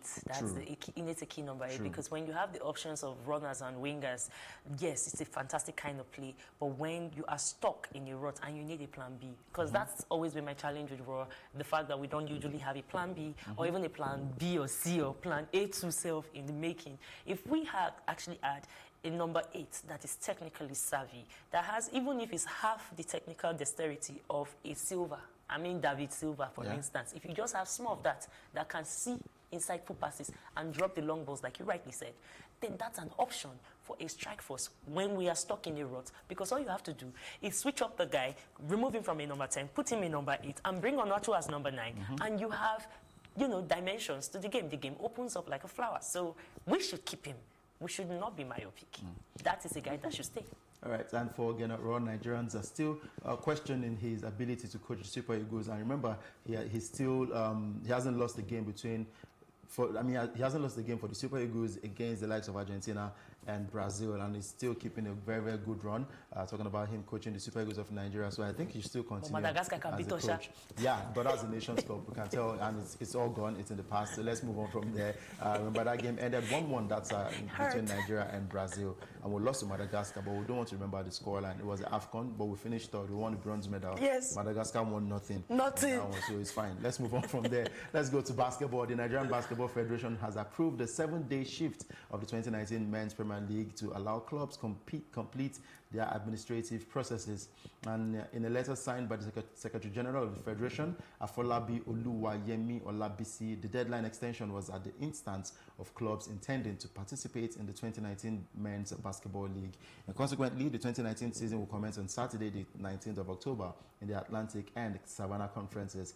And the venue for the Atlantic Conference has been relocated to Ilorin, Kwara State, while the Savannah Conference will be held in Zaria.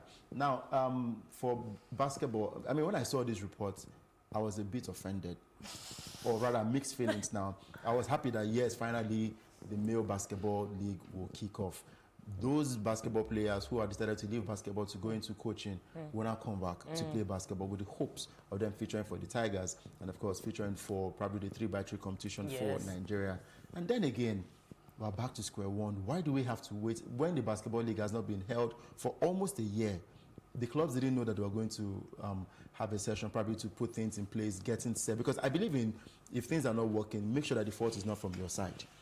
So now we have to wait for the clubs to get back, get themselves together before we kick off a basketball league, where you know that, I think it was announced that it was going to kick off in March. Oh, it never happened. It's been pushed like June, I think it never happened. 4 times. Yeah, and now the league is finally going to start. You said, no, please extend so that we can finish our own business before we kick off the league. Why do we have to go back to that level? I had to have a conversation on Friday and in the weekend, even this morning, with some of our key people in the basketball community.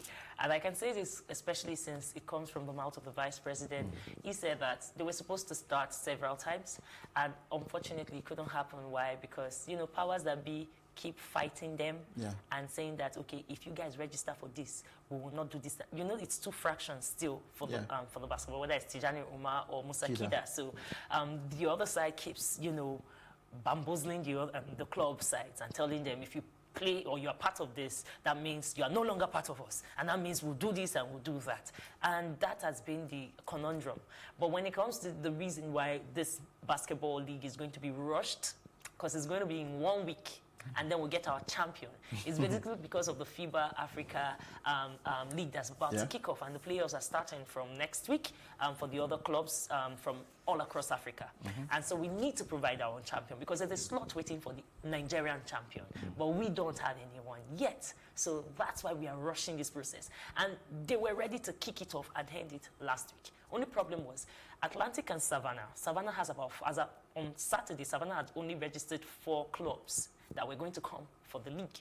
And Atlantic, which is the South-South, we plenty. And they are always ready. In fact, they were even ready to bring street basketballers in. So when you have like 4 clubs from the north, and then you have 11 already from the south, there's no balance. It's no balance. So that's why they extended it to say like, okay, guys, get your act together.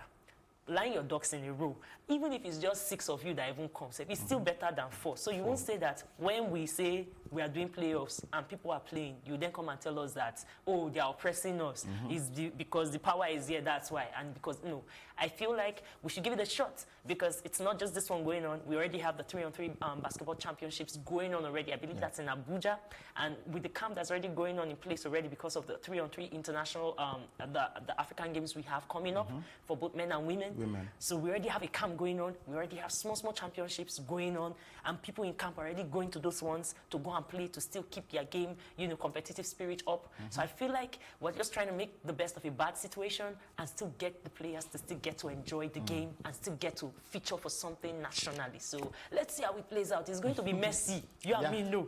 But let's see how it balances out. But one thing is we're happy that basketball is gradually returning. I mean, talking about club basketball, local basketball is gradually returning to screens. And of course, we'll be getting to enjoy these games. But looking at some of the clubs now, from Ibadan, we have Oluyole Warriors. From Lagos, we have Customs. And there's Rivers Hoopers from Port Harcourt. Kwara Falcons from Ilorin. Hoops and Reed. I love Hoops and Reed from Lagos. Hey, I'm sorry. Rivers Hoopers is us. Oh, okay. All the best. And there's also Delta Force from Asaba. Police Baton from Lagos. There's Raptors, another strong club in Lagos that are all representing Lagos. And these are some of the teams that will be competing for honors in the Atlantic Conference. And others include Dodan Warriors of Lagos, Islanders of Lagos, who hope to rekindle their rivalry alongside newly promoted Invaders of Ekiti. There's Coal City from Enugu and Akure Raiders from Akure. And the Savannah Conference is made up of Kano Pillars from Kano, Bauchi Nets from Bauchi, Gombe Bulls from Gombe, Kada Stars from Kaduna, Defenders from Abuja, Niger Porters from Mina, Mark Mentors from Abuja. There's also Plateau Peaks from Jos, Nigeria Army from Zaria, and Benue Braves from Makodi.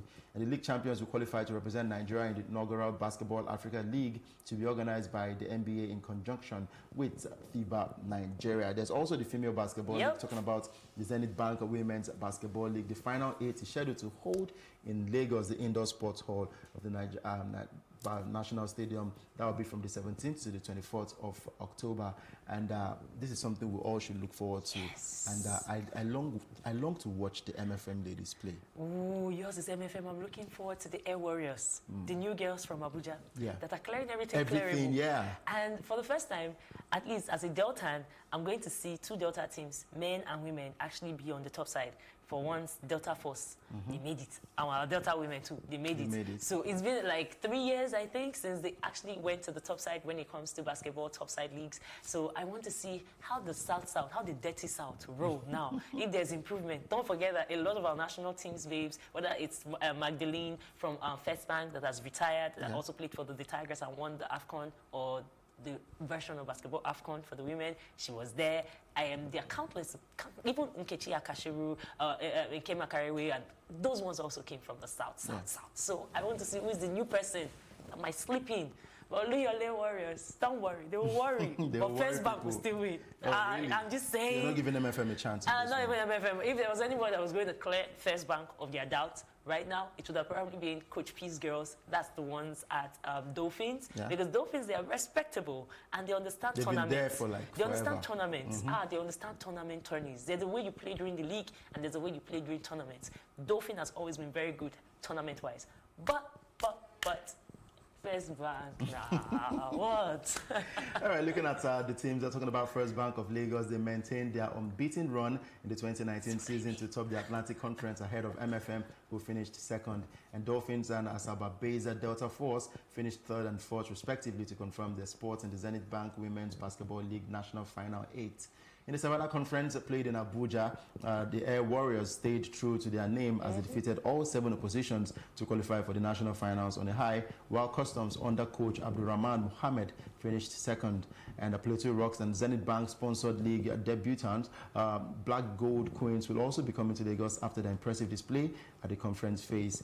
The 2 finalists, national finalists, will qualify for the 2019 FIBA Africa Zone 3 Champions Cup qualifiers to be hosted in Cotonou, Benin Republic from the 28th of October to November the 3rd. Now, good one for women basketball in Nigeria, and like we talked about it for the male and the female. Now, talking about the fractions now, I don't know, from time memorial, I feel like Tijani has a stronghold on local basketball, while Kida takes charge of the Tigers and everything international. Why can't these bodies come together and say, okay, you handle local basketball while I take charge of anything international? I think we will have peace. So far, so good. That was like, it was like a Switzerland gentleman's agreement, because it seems like that's what has been in play. But unfortunately now, it's not just about the powers that be and the politics of it all. Now, there are competitions that we need to bring out people. And if we have to bring out people and there's no league, it doesn't matter what side I'm on. Someone has to take charge. Someone has to handle the process of fix a league, run it sharp, and let these guys go and do. It doesn't matter if they don't represent us well or not. At least they get to represent and see and get experience. So, good one, Shad, that they are doing it now, because if it was in another time and dispensation, we would have just been sitting and observing, where even Mali, even Gabon, even Cape Verde will go for competitions, and we, Nigeria, will just be observing, like observer, no magbe. But I really hope that this is settled, because the tenure is almost ending, and a new election process will soon kick off, and we can't do this again another 4 years. It doesn't make sense. It doesn't make any sense. And moving over to Formula One this morning, Valtteri Bottas won the Japanese Grand Prix with teammate Lewis Hamilton third, behind Ferrari Sebastian Vettel, securing a Formula One record 6th straight World Championship double for Mercedes. And the result sealed the constructors' title with 4 races to go. And that's while Hamilton is not quite world champion yet, only Bottas can actually catch him. And he breaks the record set by Michael Schumacher and Ferrari from 2000 to 2004. And it also confirms this Mercedes team as the greatest in Formula One history. And Hamilton leads Bottas by 64 points and needs to be 78 clear of the Finn to win his 6th driver's title at the next race in Mexico. A Mercedes team boss, Toto Wolff, said it has never been done before, and that's why it feels great. I mean, for Sebastian Vettel and Ferrari, I think he did a huge harm to himself, trying so much to beat Lewis Hamilton rather than concentrate on his own style of driving. Because at the start of the season, Mercedes and Lewis Hamilton, they actually said that Ferrari have the best engine. And for them to beat them this season, it would take God's grace. It would take a bit of luck. But when the season started, it felt like Mercedes were breezing past all the races. And I was like, where did the Ferrari and their engine go to? Until later that they started coming up. Basically, Ferrari's own problem was Ferrari itself. They had their #1 driver. They didn't back him up. That was Vettel. They were backing Verstappen. Rightly so, because he has less baggage and otherwise. But one thing I've learned when it comes to a driver like Vettel, when he won the World Championship in the early 2000s, he didn't win any major thing again for almost 10 years, and then he bounced back. You don't write off a world champion. He might be going through a dark patch, a rot, but you don't write him off. And when you could have supported him, you gave him the stink eye, and that made me feel kind of funky for Ferrari. I get that you want to build on the future, but I mean, Vettel is not that bad a driver. He's not someone that drives and does anyhow accident like Alonso. He's a very controversial driver. Yes, but you need colorful people when it comes to Ferrari, or before I say Ferrari, when it comes to Formula One. They need that. They thrive on that. Ayrton Senna was one colorful guy. Even former Lewis Hamilton's You get my teammate. point. I mean, these guys are colorful guys, so not everybody can be a poster child for the Good Boys Association of the drivers of the world. Some people have to just be themselves. But good one on him. This is the first time he has managed to get to the 2nd position when it comes to finishing on the podium. I think in like 6 races, it's been quite a while. It's been quite a while, because the only time he has managed to be on the podium has been when he was 3rd. And I think that was in the beginning European circle of the Grand Prix circle route of the Tour. But I will say this though, I didn't like what was done to Hamilton. they set up voters to win the race. He could have, like, okay, one thing Hamilton never does is, oh, let me draw back for my teammates, especially when I have the chance to win. And again, I will draw on Ethan Senna. It will tell you that if there's a gap in the race for you to sneak in your car, always go for the gap. If you're not going for the gap, that means you're not a racer. But instead, you dropped him back. His tires could have taken him over. Pirelli, the guys that have the tires, said that the tires he was on the final laps could have taken him over. But you dragged him back, told him to do a stopover, and then you thought that it was going to gap Bottas in the next remaining laps that was there. Of course not. He had to struggle. And he was the one leading in the instant. So I feel like what he would want to do, and that was why Toto was trying to calm the nerves. After I sang the Hallelujah song of, oh, I can't imagine that we have done this. He had to start calming nerves. Like, okay, it's a team decision. Last, we are all teammates. And started doing politicians kind of spiel. But you know what? If he's your number one, back your number one. He's still young enough. He's still good enough. In fact, he's still great enough. So don't be dropping back on your talent. If he wants to break the record as the fastest person or to win any lap or something, help him. Don't come and say, oh, let that other guy, so that it will be competition between our two drivers. It's not fair. All right, for Lewis Hamilton, well, once again, we say congratulations to Lewis Hamilton, Valtteri Bottas, and the whole Mercedes team for winning their 6th Constructors title. And I think the team, the boss, talking about, I'm trying to remember his name now, Toto Wolff. I think he has the best of decisions to make in that one. So we're looking forward to the next one, Mexico Grand Prix, and I believe that Hamilton can just wrap up the championship in that one. Well, thank you so for coming to the studio. Thank you for having me. All right, I hope you enjoy watching Maduka Bukoye feature for the Super Eagles more often as usual. Coco Gauff, exactly. But we didn't have enough time to talk about Coco Gauff, talking about the world of tennis, where she became the youngest player to win a WTA title in 15 years with a victory in the Linz Open. But that's the much we can take this morning on the show, Plus Sports and Plus TV Africa. Hope you enjoy the package. Do enjoy the rest of your day.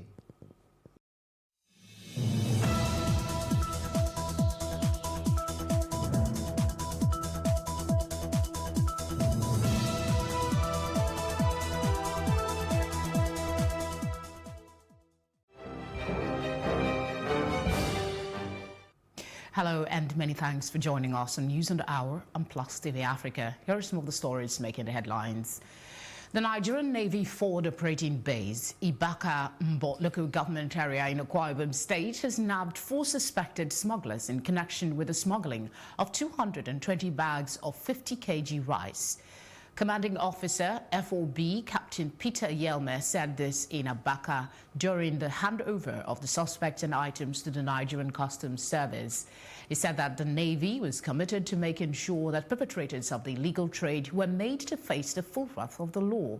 Yelmer said that the suspects were caught with wooden boat carrying the smuggled rice, adding that the Navy seized the item during a routine patrol around the Effiat waterways. The Nigerian Army on Sunday in Ibadan said that no fewer than 141 officers would sit for its 2019 Captain to Major Practical Promotion Examination. The Commander, Training and Doctrine Command, Major General Abubakar Tafa, disclosed this during the flag-off ceremony of the week-long exercise at the Officers' Mess of 2 Division Nigerian Army, Ibadan. He said that the candidates, including 2 female officers, were drawn from the formations and units across the country. The objective of the test is to prepare candidates to attain the junior staff course and ascertain their improvement, knowledge and standard in military profession. It will assess the knowledge of the candidates in command and tactical employment of all phases of war and assess ability to administer men and resources in all phases of war. Still from the Army, the Resource Center has commenced its Strategic Management and Policy Studies Course 2 2019. The Chief of Army Staff, Lieutenant General Tukur Buratai, while inaugurating the course in Abuja, which has participants from the Nigerian Army, the Nigerian Navy, the Nigerian Army Intelligence Agency, the Department of State Services and the Federal Road Safety Corps, said the course will seek ways in solving Nigeria's myriad of security challenges using non-literal approaches. General Buratai urged the participants to be serious in their studies and proffer ways in helping to improve efforts at tackling Nigeria's security challenges. The first strands of Course 1 have been reviewed and increased to 5, covering policy, management, entrepreneurship, research methodology, and psychology. the course has consistently met with the Nigerian University Commission criteria, and those who possess first degree are given their masters, while those without are awarded postgraduate diplomas. That's in line with the NUC policy. Our objective, as you've been informed, is to at least improve the intellectual excellence of participants, examining security through a non-kinetic line of operation, improving interagency cooperation and collaboration, creating lifelong relationship, all as part of human resource development. The Strategic Management Policy Studies course was conceived and developed as part of the Human Capital Development mandate of the Nigerian Army Resource Center. As you may all be aware, the Nigerian Army Resource Center was established to provide research-based solutions to defense and security challenges facing the nation, which also requires human resource development. This course is therefore rich in its academic content to meet contemporary academic requirements. However, emphasis is not only on academics, as other factors were considered given the peculiar target audience, which is the entire security architecture of the nation. Thus, security, which in itself has expanded beyond the old state-centric dimension to now cover all human endeavors, is a major factor in this course. The course is therefore designed to examine security through other lenses, rather than the pure kinetic engagement which most of the participants are used to. Consequently, factors like food security and population explosion are given attention. This is not done in isolation, but commence with theoretical examination of policy formation, interpretation and management policy, which is tagged grand strategy in some quarters. Participation of the Nigerian Navy, Department of State Services, Defense Intelligence Agency, and the Federal Road Safety Corps have laid a solid foundation for cooperation now and in the future for better performance in joint activities. Governor Babajide Sanwo-Olu has declared a state of emergency on Lagos bad roads and ordered massive repair work on critical highways across the state, beginning from Monday, October 14. The governor's chief press secretary, Boyega Akosile, said in a statement that Sanwo-Olu's directive followed a series of meetings with 8 multinational construction firms, which began a few weeks back. To complement the major construction work on the highway, Sanwo-Olu said that the Lagos State Public Works Corporation would be carrying out repairs of 116 inner roads across the state. This, he said, would be in addition to over 200 roads already rehabilitated by the corporation in the last 3 months. The Edo State government had said it has absolutely no knowledge of the purported attack on a person or the residents of former governor of the state and national chairman of the All Progressive Congress APC, Comrade Adams Oshomole. The special advisor to the governor on media and communication strategy, Krusol Sage, who was reacting to the alleged incident, said he has no knowledge of the attack, while the police affirmed that they do not know about such an attack. Media aide to Mr. Oshomole alleged that the Edo State government were behind the alleged attack. He said that some hoodlums had laid siege at the Benin City residence of the APC national chairman, who was away at the time, attending a function on Saturday night, but were eventually chased away by security operatives. The People's Democratic Party, PDP, on Sunday said it was untrue that opposition was missing or dead in Nigeria. The PDP National Publicity Secretary, Kola Ologbodiyan, during a media briefing in Abuja, said the statement credited to the National Publicity Secretary of the All Progressive Congress, Isa Onilu, and Shehu Garba, media aide to President Muhammadu Buhari, that opposition was dead was a figment of their imagination. He stated that the PDP had remained vibrant as a major opposition party. He also said Nigeria will never become a one-party state, warning that efforts to turn the country into the past to one-party state failed, adding that Nigeria will always survive dictators. Olugbodinyo urged people who are advising the Buhari presidency to attempt to turn Nigeria to a one-party state to back off. Now, the First Lady Aisha Buhari on Sunday cautioned Nigerians on the dangers of spreading fake news shortly after she returned from a medical leave from the United Kingdom. The First Lady was received at the airport by the wife of Kogi State Governor Rashida Bello, Senior Special Assistant to the President, Administration, Dr. Hajo Sani, and wife of former Governor of Nasarawa State, Mairo Al-Makura, among others. She expressed gratitude to Almighty God for journey mercy back to Nigeria from the United Kingdom after a medical leave was advised by her doctor. The First Lady reiterated that fake news does no good to anyone and urged relevant stakeholders to make efforts to stem the act. The Nigeria Labour Congress (NLC) has directed its States Council to prepare for strike on October 16 if negotiations break down again with the federal government. In a circular sent to state councils signed by its General Secretary Emmanuel Ugwaja, NLC said this was a notice in case the proposed negotiations slated for October 15 with the federal government broke down. The organized labor had demanded 29% salary increase for officers on salary levels 07 to 14 and 24% adjustment for officers on salary grade level 15 to 17. The federal government had, however, presented a proposal of 11% salary increase for officers on grade level 07 to 14 and 6.5% adjustment for workers at grade level 15 to 17. Away from that, the Nigeria Meteorological Agency, NIMET, has predicted thunderstorms and rains across the country for Monday. The weather outlook on Sunday in Abuja predicted partly cloudy to cloudy conditions over the northern states in the morning hours. It forecast thunderstorms over Maiduguri and Yobe axis in the afternoon-evening hours, with day and night temperatures of 28 to 35 degrees Celsius and 21 to 24 degrees Celsius, respectively. It's time to take a quick break. Stay tuned for more news when we return.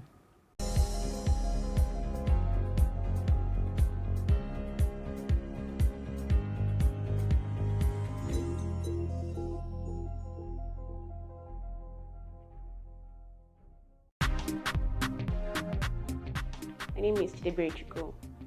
I'm here for my mom, receiving an award for my mom. She won Salary for Life, 40,000 naira every month for 20 years. She's been a housewife, she's taking care of us,